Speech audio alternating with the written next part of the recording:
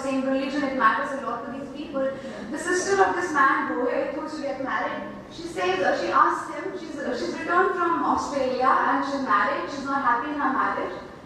She's the elder daughter of the same Salasuk family. She questions him, why should you take up with a Christian girl? Aren't there nice girls in our community? So the blatant blindness of the choice and ambiguity of the outcome also refers to how you cannot expect the outcome that soon. You haven't met a person, and specifically, it is a marriage is a relationship where you have to make adjustment. Both the partners have to have equal participation into making that relation a success. Now, two moderately deprived people come together to derive complementary satisfaction through their union. This girl who is looking up for the match, she says that I'm low on cooking question. And the man who's settled abroad, he's working there, he says he's facing a spiritual crisis because he's lived his life in US, enjoyed a lot, seen everything, but now he comes back, he wishes to come back to his roots. So I would quote Ashwin when he has gone to meet this girl for the first time. He says, I've come here because I believe that it is in a place like Dharwad that belief in innocence and the very idea of purity still survives. Someone like you carries within you the essence of Hindu spirituality, woman and mother, life, wife, daughter, womanhood as a most sacred ideal. Now, on contrary, Karnad in one of his scenes presents this girl who is supposedly to be an ideal wife, to be sitting in cyber cafe, and she's actually involved in cyber sex. So these are the things that are very common in today's world. But what happens is how the perception that person who's from abroad, who's coming from abroad has, and what he thinks of this woman. The partial insufficiency of the partner leads to the triangular relationship. Now they look up for the companionship. Apart from their husbands, they would want to pick up some other men they look up for other men in their marriages. So there are two triangular relations that we find. One is mother, father, and there is another uncle, Ramdas Nathkurni, who is supposedly having an affair with the mother. Hema and Chandrakant is another pair, and we see Vivan is almost younger to his Hema's son, but still he has fallen in love with this woman. He's one character who has read Lady Chatterley's Lover, Madame Bovary at a young age, and he's growing up with those notions of love, which is too mature an idea for his age. So we see marital relationship actually depends on these personal needs and universal needs. I would not go in detail. Now, what we see is usually that it is not based on the understanding, rather it is based on the authority and power ruling on marriage relationship. The patterns of their expectations are hardly fulfilled in a marriage relationship. So we see that 40 years of marriage were also referred by the mother as 40 years of slogging.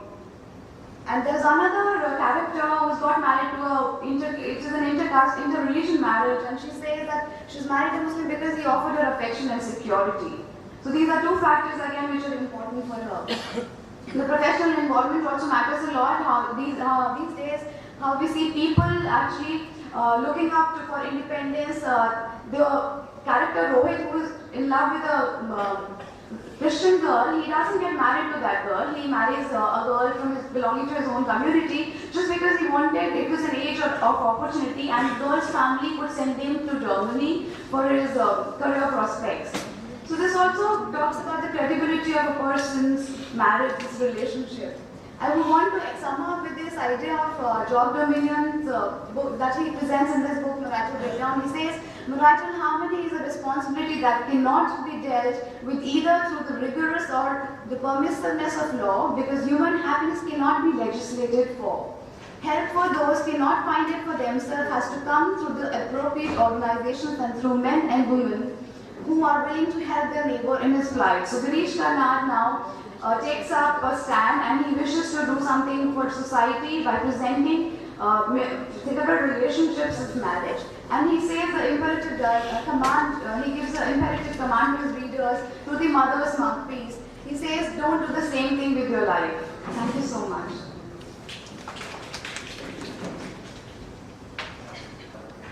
They are requested to present their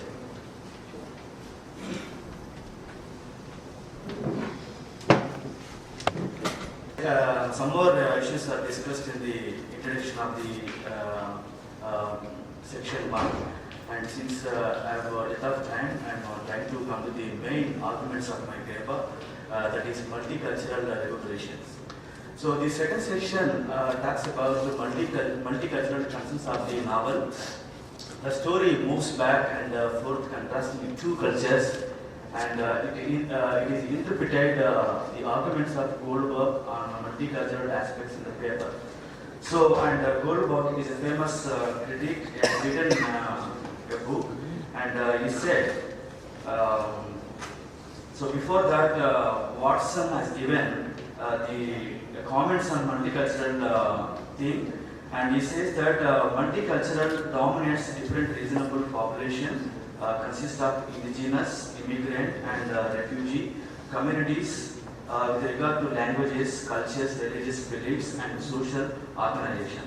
So further, the comments on multiculturalism is that it compels us to think through the social and collective dimensions of diversity. So its main objective is to create a comfortable atmosphere in which these different categories can establish close relationship and encourage a new consensual culture in which they distinguish images of their own identity. So Kiran Desai talks about the important things, why multicultural reverberation in terms of the main character. So main character Jemubai Patel, who happens to go to America. After going to America, after finishing his higher education, and he completely was westernized, and he forgot about Indian culture. And after over a period of time, he happens to come back to India. As soon as he came back to India, and he started humiliating and insulting Indian culture. So, and how this, even Hobi Baba also gave a comment on this multicultural aspect, and he said in one quotation in his national narration, almost the same but not white. But the main character, Jemubai Patel, happens to be like an Indian, but psychological point of view, he was formally disturbed due to multicultural aspects in abroad. And what happens in the process of his life in India, he started developing some kind of aloof life, and he demeans everything, both public and private propensities in the process of his survival. So, and there is another comment, and he has tried to take up mimicry life. And there is a famous critic, Nikon, reminds how the immigrants tend to become the mimic men towards the Western life. He comments, mimicry is like a camouflage, not a harmonization of repression of difference, but a form of resemblance that differs from defends one's by displaying it in part, metanomically. Its thread, I would add, comes from three prodigious and strategic protection of conflictual, fantastic and discriminatory identity effects. So he commented in his book, and Kiran Desai particularly tries to showcase the interesting things about the main character, and the main character and Jemubai Patel, and how he completely westernized, and how he started terrifying his wife with his obnoxious behavior, and he always insults his wife, and because you never appear to be like a Western girl, and he goes on harassing this lady, his wife, psychologically, and as a result, this lady runs away from his place, and she goes to her sister's place, and she commits suicide. So you see how this main character, this character is instrumental in killing Indian lady because of negative impact of the multicultural aspect. So this character psychologically he was disturbed. So therefore he doesn't seem to be understanding certain things around him when he came to India. So in the conclusion of the paper, and Kiran Desai has applied very excellent skill to write this novel, and it has been argued in the foregoing sections that Desai portrays in the novel the cultural aspect of the urban India with a focus on the multicultural aspect vis-a-vis the immigrant experience. Her portrayal of the characters explores the multicultural concerns and immigrant experience. Okay, thank you very much. Sensibility and cultural agony in Indian women fiction.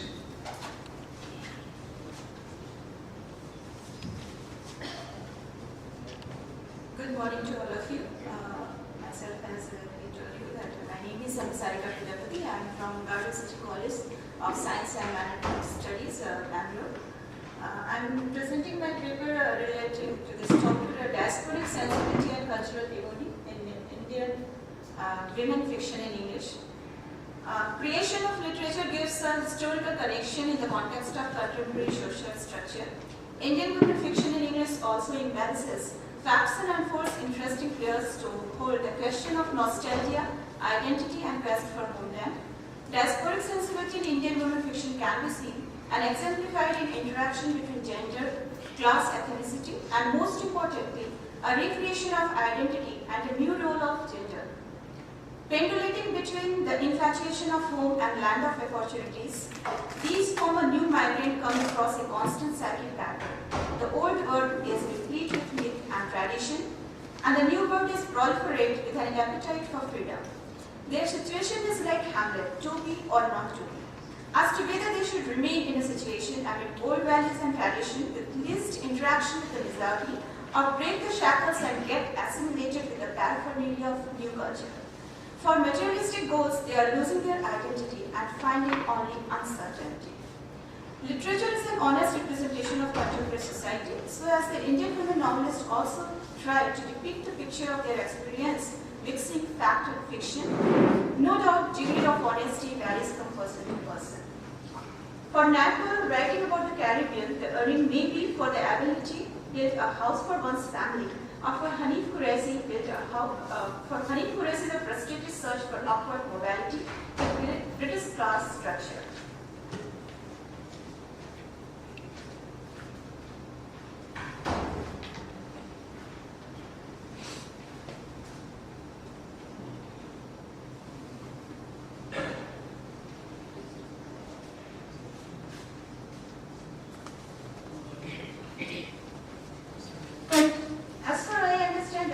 Diaspora emphasizes catastrophic origin of evil and uncomfortable outcomes. The characteristic of diaspora in the contemporary sense is thus one of endurance and achievement, but also of an anxiety and distrust. A feeling of the weight of their history, a sense of unease or difference that members of diasporas feel in their country of settlement often results in felt need for protective cover in the bosom of the community. There is victim tradition in which one experiences traumatic interludes in their histories which led to their dispersal or further dispersal. Diaspora is now deployed as a metaphoric designation to describe different categories of people: expatriates, expellees, political refugees, alien residents, immigrants, and ethnic and racial minorities.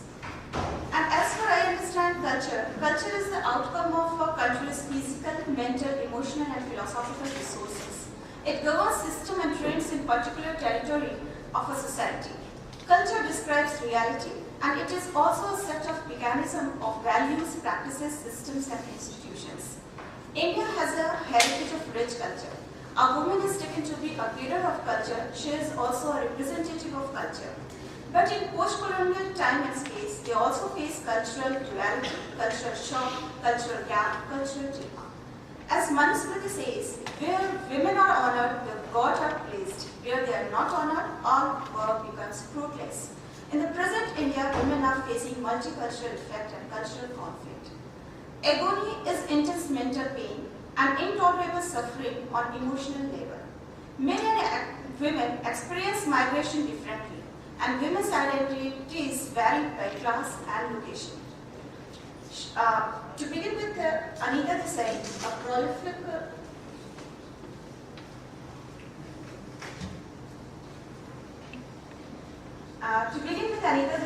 prolific women novelist whose novels deals with Uncovering the Layers of Women's Psyche, she finds women embroiled in culturally angry situations struggling with neurotic problems.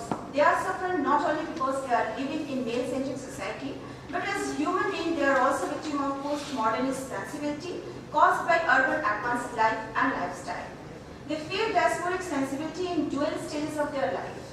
They are alienated. After marriage, a woman is supposed to live in husband's house from where she does not belong. She is to live in a different cultural condition. Miss Desai throws a searchlight on the various aspects of love failure of marriage and women struggling to find their identity with their cultural agony. The women characters in Indian fiction by women authors seek to have a permanent identity in their multicultural background and cultural dilemma. It is time to explore the changing realities reflected in women character and felt by women in Indian diaspora. Hybridity has brought there a sense of cultural agony and futility of existence. It brings clashes in their personal and social life. Women are negotiating traditional expectations and contemporary realities and feeling an agony against the immediate families. They feel a sort of cultural agony, mainly because of changing sexual roles and tensions for identity. Women in Indian diaspora by Indian women writers has been projected and manifested in various shades on the canvas of Indian diaspora, through which they try to express their literature and society and changing human relationships and its intricacies and complexities as well.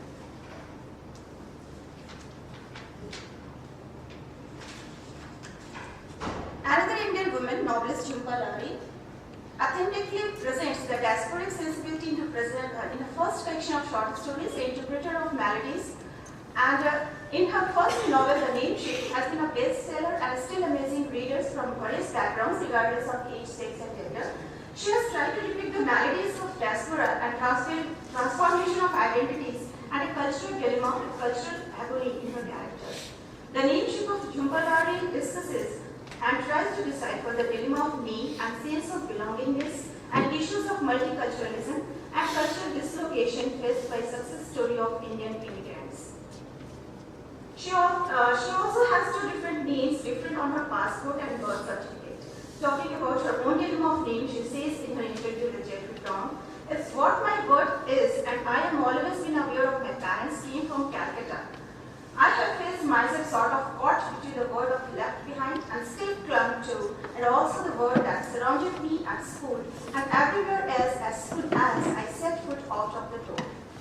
Like the mythological king, her character Gogol is the situation of that character is like Krishanku. They stood suspended between two worlds, unable to enter either and making a heaven of their own. Gogol's situation is like the Krishanku in the novel. The novel starts with the birth of his son to Ashok and Ashma Ganguly, a Bengali couple settled in Boston. They need both a bhalo name and good name for the outside world and the pet name to keep with Bengali tradition. They find the name as forward.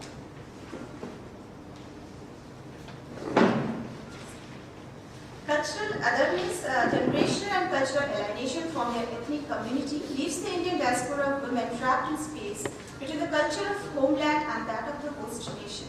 People are always in search of a utopia, which we all know is nowhere and non-existent. But women writers writing in English are able to portray strongly their story related to this enigmatic feeling of diaspora.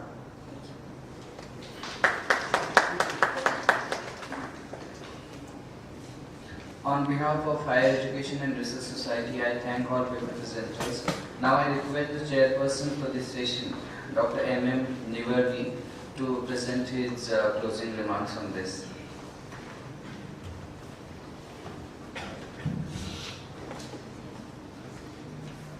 Thank you.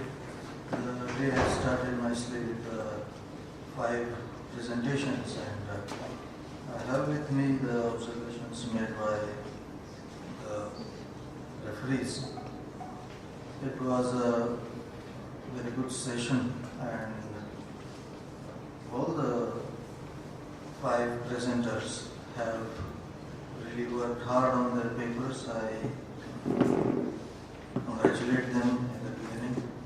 I also felt sorry to restrict them because we had limits of time. So sorry for that, everyone. Gauri, spoke about race and ethnicity in Brick Lane, and Professor Kati remarked about negative impact of multiculturalism.